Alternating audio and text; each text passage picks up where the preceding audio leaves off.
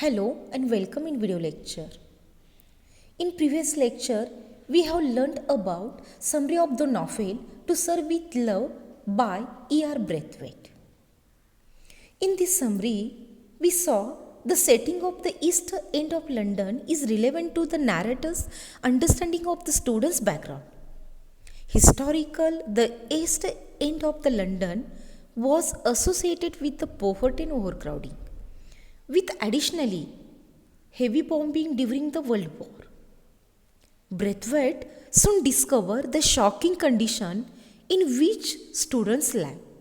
Throughout his teaching environment, the physical trauma of the war is clearly visible. There are major characters and minor characters in To Serve with Love. In this novel, major characters are Ricky Braithwaite, narrator, then Gillian Blanchard, Mrs. Dale Evans, Denham, Pamela Dyer, Mr. Florian. These are major characters. Then next, minor characters are Bob Belmont, Jace Belmont, then Jacqueline Bender, then Buckley, Clint, Joseph Dodds, Selma Drews, Patrick Furman, Hackman, Tish Jackson, Moira Joseph, Monica Page, Palmer, Barberia Peg, Ifoma, Phillips Potter, Jenny Purcell, Sapiano, Lawrence Seals, and last Theo Watson. These are the minor characters in this novel. Now today we are going to learn about the theme of the novel To Serve with Love. In first para, student-teacher relationship, prejudice and racism are the major themes of the novel. In this novel focuses on the teacher-student relationship, also prejudice and racism. There are three main themes in this novel. Then next para, E.R. Braithwaite gets a job of a teacher in a rather rough and notorious school. Notorious means naughty. या ठिकाणी आपल्याला E.R. Brathwaite यांनी या first पॅरामध्ये दिलेलं आहे की यामध्ये दिलेले जे थीम आहेत, विषय आहेत, हे काय आहेत? टीचर स्टुडंट यांच्या नातेसंबंधाबद्दल. त्याचबरोबर प्रेज्युडाईज मीन्स या ठिकाणी hurtful. As a E.R. Brathwaite यांना कोणत्या गोष्टी हर्ट झालेल्या आहेत. आणि त्यानंतर रॅसिसिझम म्हणजे आपण काय म्हणतो की एखाद्या व्यक्तीच्या रंगावरून, त्याच्या जातीवरून, त्याच्या धर्मावरून जो भेदभाव करतो की त्याला आपण रॅसिसिझम म्हणतो किंवा आपण वर्णभेद म्हणतो. आणि ह्या तीन विषयावर आपल्याला तीन विषय या नॉव्हेलमध्ये मांडलेले आहेत. त्यानंतर नेक्स्ट पॅरामध्ये E.R. ब्रेथवेट यांना की या ठिकाणी एका स्कूलमध्ये रफ अशा असलेल्या स्कूलमध्ये जॉब मिळाला गेला. आणि त्यापुढे ते सांगतात की यामध्ये he finds that the students belong to background that is the not suitable for the learning and their overall development and progress. The students of the school are disrespectful, mischievous, and the infamous for their bad behavior. In this time, Braithwaite finds that the students belong to background that does not encourage learning or development. The student, having lived many years in such an environment, show little interest in changing their moods or behavior. या ठिकाणी आपल्याला E.R. Brathwaite सांगतात की त्या स्टुडंटचं जे background होतं, त्यांच्या पाठीमागचं जे ॲटमॉस्फिअर होतं किंवा ज्यामध्ये ते ग्रोनअप होत होते, ते जे वातावरण होतं ते त्या विद्यार्थ्यांच्या ऑलराऊंड डेव्हलपमेंटसाठी नॉट सुटेबल, नॉट प्रॉपर किंवा त्यांच्यासाठी ते योग्य नव्हतं किंवा त्यांच्या त्या प्रगतीसाठी ते योग्य नव्हतं. आणि ऑलरेडी ते स्टुडंट काय होते, अतिशय वर्स्ट असे त्यांचं बिहेव असायचं. आणि त्यानंतर आर ब्रेथवेट पुढे सांगतात, he notices that the student are in the no mood to change their attitude and behaviour. आणि या ठिकाणी या स्टुडंटच्या मध्ये जो काय ॲटिट्यूड होता तो काय होता, म्हणजे they show little interest in a changing their attitude or behaviour. म्हणजे ते त्यांच्याकडं दिसत होतं आपल्याला की त्यांचा ॲटिट्यूड किंवा त्यांचं मूड चेंज करायला ते तयार नव्हते. Then Braithwaite with his novel and creative ideas, innovative techniques and understanding the student psychology ultimately wins their heart in no time. पण या ठिकाणी की Braithwaite with his new and creative idea, innovative techniques and understanding of the students in mindset ultimately wins their heart. या ठिकाणी R Braithwaite यांनी decide केलं ते change होत नाहीत ना, आपण स्वतःला मोल्ड करायचं, स्वतः आपण चेंज व्हायचं. आणि ह्या ठिकाणी त्यांनी ठरवलं की स्वतःमध्ये ज्या असणाऱ्या क्रिएटिव्ह इनोव्हेटिव्ह ज्या नवीन असणाऱ्या ज्या कल्पना असतील, आयडिया असेल, टेक्निक असतील, स्किल्स असेल, त्यांनी काय करायचं की ते आपल्या टीचिंग लर्निंग प्रोसेसमध्ये यूज करायचं आणि विथ स्टुडंटची सायकोलॉजी आपण त्या ठिकाणी चेंज करायचा. हा डिसिजन आर ब्रेथवेट यांनी घेतला आणि त्यांना अंतिमतः म्हणजे लास्ट त्यांना तो जिंकण्यामध्ये त्यांना यश या ठिकाणी मिळालेलं आहे, सक्सेस मिळालेलं आहे. आणि त्यानंतर though he was bullied, harass, mentally and physical torture many times, he didn't lose this patience and continued implementing his novel ideas and techniques that helped him to bring the significant change in the student lives. आता या ठिकाणी जे ते student होते ते काय करत होते, यार ब्रेथवेट यांना क्लासमध्ये तर बुलीट मीन्स थ्रेट, घाबरवणे, त्यांना बऱ्याच वेळेला म्हणजे frequently again and again harass करणं नॉट ओन्ली मेंटली तर विथ ऑल्सो फिजिकल, म्हणजे त्यांना टॉर्चर करत होते. परंतु R Braithwaite didn't lose his patience and continue implementing his novel ideas. त्यांना किती त्रास झाला तरी पण त्याने स्वतःच्या ज्या पेशन्स होत्या, स्वतःचा जो सेल्फ कॉन्फिडन्स होता, या ठिकाणी त्यांनी लूज केलेला नाही आहे. आणि त्यांनी त्या परिस्थितीमध्ये सुद्धा आपल्या ज्या आयडिया आहेत त्या आयडिया काय केलेल्या आहेत या ठिकाणी कंटिन्यू ते करत राहिलेले आहेत. आणि त्या स्टुडंटमध्ये ते चेंज करण्यासाठी त्यांनी significant change in the student, आणि त्यामध्ये त्या स्टुडंटमध्ये जो बदल झाला होता तो अतिशय महत्त्वपूर्ण असा बदल आर ब्रेथवेट यांनी केलेला होता. Then in a next para, the racism prevalent in Great Britain during the mid-1940s, the time period during which To Serve with Love takes place, is primary significance in the novel. In the time period in which story takes place in the utmost importance of the novel, and To Serve with Love is the set in the mid-1940s Britain, and during which is the discrimination against the black people आणि who was common place. त्या ठिकाणी जी ही novel घेतली त्यावेळची परिस्थिती काय होते की एक 1940चा तो पिरियड होता आणि त्यामध्ये महत्त्वाचं काय होतं की रॅशियल किंवा रॅसिसिझमचं डिस्क्रिमिनेशन त्यावेळेला प्रत्येक ठिकाणी हे चालू होतं. आणि अशा या वेळेमध्ये किंवा अशा पिरियडमध्ये ही नॉवेल लिहिली गेली होती. त्यानंतर the narrator it is repeated incident in which the experiences the racism of white Britain. आता यामध्ये सांगतात जेव्हा हे नॅरेटर ह्यांना रिपीटेड म्हणजे अगेन अँड अगेन फ्रिक्वेंटली असे खूप अनुभव आले, खूप इन्सिडेंट त्यांच्या लाईफमध्ये त्यावेळेला घडलेले आहेत. तर कशावर, रॅसिसिझम म्हणजे हे व्हाईट पीपल हे ब्लॅक पीपलशी कसे वागत होते किंवा कसे रॅसिसिझम करत होते, त्यामध्ये सांगतात की कुठल्या ठिकाणी त्यांना तो एक्सपिरियन्स आलेला आहे. त्यामध्ये सांगतात including the encounters on the bus, ज्यावेळेला ते बसमधून प्रवास करत होते त्यावेळेला सुद्धा त्यांना अशा प्रकारचा वाईट अनुभव आला होता. ॲट द जॉब इंटरव्ह्यूज, जेव्हा ते जॉबच्या इंटरव्ह्यूला गेले त्या ठिकाणी सुद्धा त्यांना एक ब्लॅक पीपल म्हणून एक वाईट पद्धतीच्या ठिकाणी त्यांना बिहेव हे व्हाईट पीपल करत होते, किंवा यामध्ये श्वेतवर्णीय जे लोक होते हे या कृष्णवर्णीय लोकांना जी वागणूक देत होती ती अतिशय वाईट ह्या ठिकाणी मिळत होती.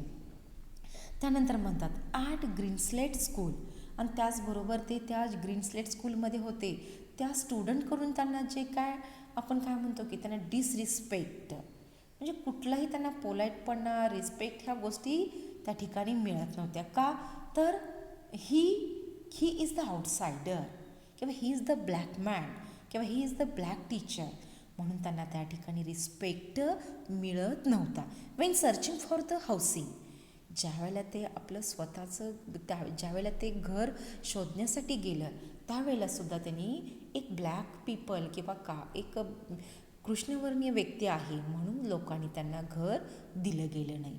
त्यानंतर म्हणतात at a restaurant with his girlfriend and so on, ज्या वेळेला मी माझ्या गर्लफ्रेंडबरोबर रेस्टॉरंटमध्ये गेलो त्यावेळेलासुद्धा मला त्या ठिकाणी जे हॉटेलमधले जे काही लोक आहेत त्यांनीसुद्धा मला अतिशय वाईट पद्धतीची वागणूक त्या ठिकाणी दिली गेली होती. त्यांना अनेक ठिकाणी ह्या ठिकाणी ह्या रॅसिझमचा एक्सपिरियन्स किंवा अनुभव आलेला आहे. At the outset Braithwaite is the struck by the unexpectedness of such prejudice.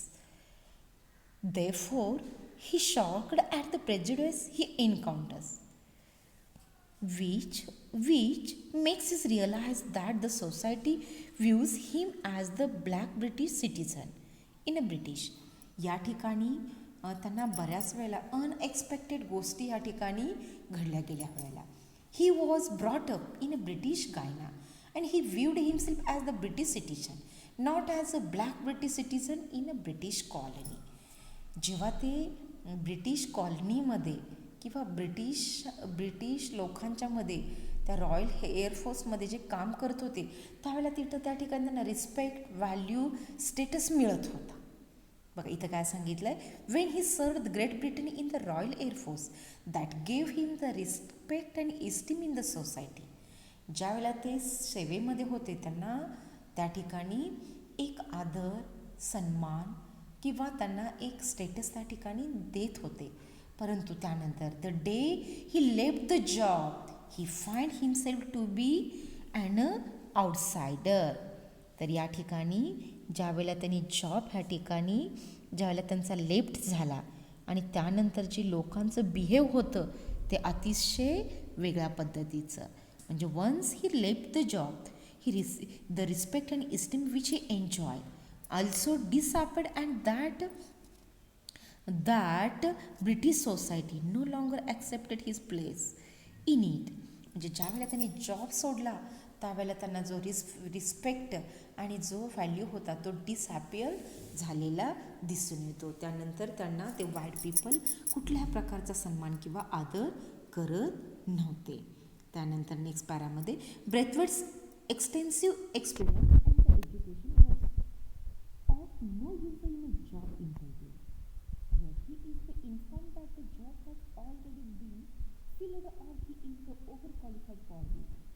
आता ब्रेथवेट यांचा जो एक्सपिरियन्स होता तो अतिशय खूप वाईड होता, एक्सटेन्सिव्ह होता, आणि विथ त्याच्याबरोबर जो एज्युकेशनचा सुद्धा एक्सपिरियन्स होता तो सुद्धा काय होता की खूप चांगला होता.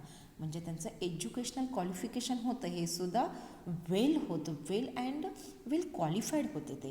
परंतु काय व्हायचं, जेव्हा ब्रेथवेट इंटरव्ह्यूसाठी जॉब द्यायचे त्याला काय व्हायचं, where he is the inform that the job already been filled or he is qualified for it.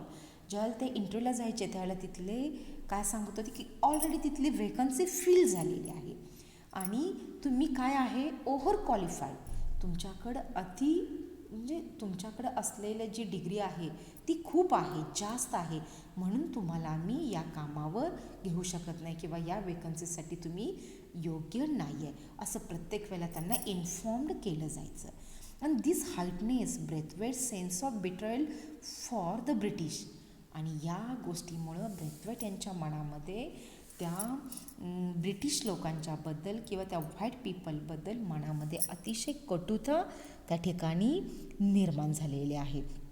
कारण त्यांना त्या ठिकाणी काय झालेलं आहे की एक रिअलाईज झालं, म्हणजे ज्यावेळेला when although experience and well educated he as difficultly finding a job moreover the reasons for denying him a job are very obviously excuses when in reality it is because he is a black. This increases Braithwaite's sense of betrayal by the British. म्हणजे यातून त्यांना job न देण्यापाठीमागचं reason काय होतं तर इथं E.R. Brathwaite हे black होतं आणि ते इंटेन्शन ते होतं, परंतु त्यांना रिझन काय देत होते की तुम्ही ओव्हर क्वालिफाईड आहे किंवा इथली ऑलरेडी वेकन्सी फुल झालेली आहे.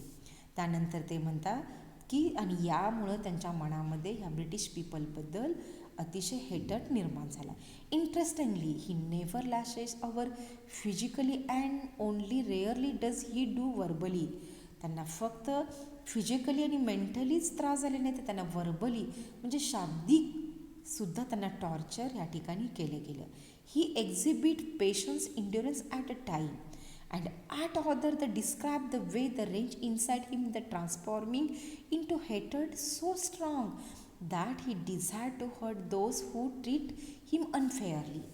त्यांना त्या ठिकाणी खूप अँगर, खूप त्यांना चीड यायची, तरीसुद्धा त्यांनी काय केलेलं आहे की सो लॉट ऑफ मच किंवा त्यांनी खूप त्यामध्ये स्वतःच्या पेशन्स इंड्युरन्स ठेवले गेलेले आहे आणि ठेवून त्यांनी काय केलेलं आहे की आपला जो राग आहे त्याचा transforming in a hater so strong. त्यांनी ज्या काय आपल्याला आपल्या डिझायर आहेत, आपल्याला हर्ट झाले ह्या गोष्टी काय केलेल्या आहेत चेंज करण्याचा या ठिकाणी त्यांनी प्रयत्न केलेला आहे. आणि despite being hurt and betrayed Braithwaite only rarely expresses अँगर थ्रू वर्ड्स.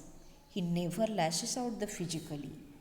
त्यांना खूप त्याबद्दल अँगर होता, राग होता, परंतु ते अनएक्सप्रेसेबल त्या ठिकाणी ते होते.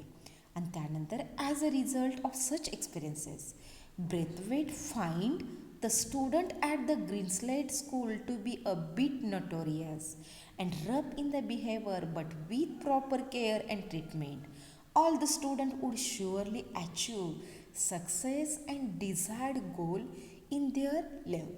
आणि या ठिकाणी त्यांना या ज्या ग्रीन स्लेट स्कूलमध्ये तर यामध्ये तर त्यांना काय झालं होतं बघा, तर he is considerably patient and tolerant at times. प्रत्येक वेळेला त्यांनी पेशंट टॉलरेशन ठेवलं होतं, but at others he find the अँगर inside the boiling into haters so strong.